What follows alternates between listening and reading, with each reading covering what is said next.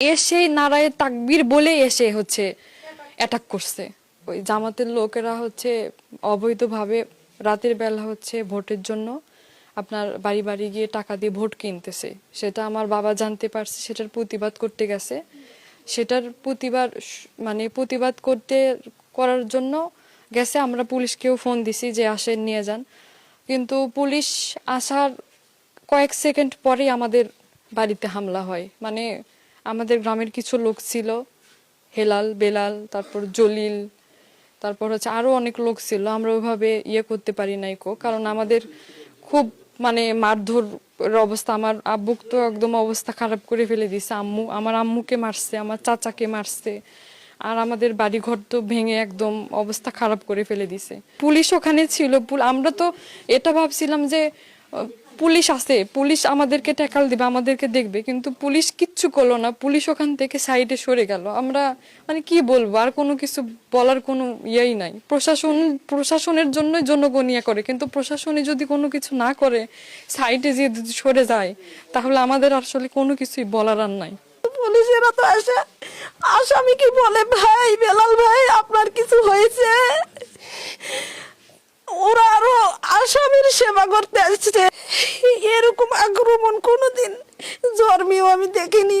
এত মারপিট, এত এলোপাতারি মারপিট, একবারে মোড়ার মতো করে ফেলে রেখেছে। আমরা তো মনে করছি মারাই গেছে। আমার দেবর তো পড়েছিল খোলা, আর আমার স্বামী ভিতরে। আমার স্বামী, আমি বাঁচাবা গেছি তখন আমার করতে, তুই তো হচ্ছে কেন বিএনপির ভোট করিস, মুশারফ ভাইয়ের ভোট করেছিস, তখন আমার খুব লেটিতে বাড়ি মারছে, আমার হাত ফেটে গেছে। জামাত, আওয়ামী লীগ, শিবির, জামাত শিবির তারা একত্রিত হয়ে আমাদের এই অ্যাটাক করছে। আমাদের গ্রামের হেলাল, তাকে ধরার জন্য এই অ্যাটাক। তার ভাই, ছোট ভাই হেলাল, নুরো, জলিল, জুয়েল, তারপরে আব্দুল আজিজ, দেলু, ফারুকও আমরা ধরেছিলাম ওই টাকা বিতরণের সময়। বেলালক আর ফারুকক ওরা তো পালিয়ে নিয়ে গেছে, আর আমাদের এইরকম করে মারধর করছে। আমি ওই জায়গায় মাটিতে পড়ে আছি, 30টা লোক এক মোড়ার থেকে এখানে আমাকে বেড়া চলে যাচ্ছে। যখন এক পর্যায়ে আমার লড়াছড়া বন্ধ, তখন ওরা বলিচ্ছে যারা মারিস না, মরে গেছে। যখন ওরা একবারে কনফার্ম শিওর যে আমার আর কোনো নিঃশ্বাস নেই, আমি মরে গেছি, তখন কেন ওরা গেছে ভাই? প্রশাসনের সম্পূর্ণ নীরব ভূমিকা, এবং প্রশাসন দেখছি যে 71-এর যে যারা রাজাকারের ভূমিকা ছিল তাদেরকে সক্রিয়ভাবে মদতদাতা হিসেবে সহযোগিতা করছে। আর একদিন পর জাতীয় সংসদ নির্বাচন, এইসব অযোগ্য প্রশাসনে যারা আছে, আমাদের পুলিশ যে 8-10 জন ছিল তাদের ভূমিকা কি, তাদেরকে প্রত্যাহার করা হোক।